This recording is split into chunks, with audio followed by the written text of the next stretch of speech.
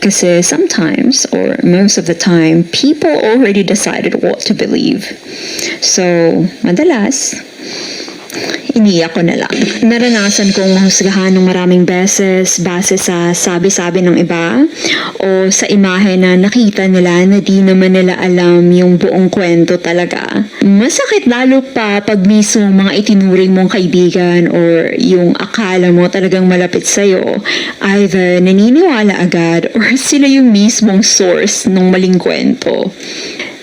Hindi ako yung tipong nagpapaliwanag kasi sometimes, or most of the time, people already decided what to believe. So, madalas, iniyak ko na lang. Sana man lang bago ka naniwala, tinanong mo ko.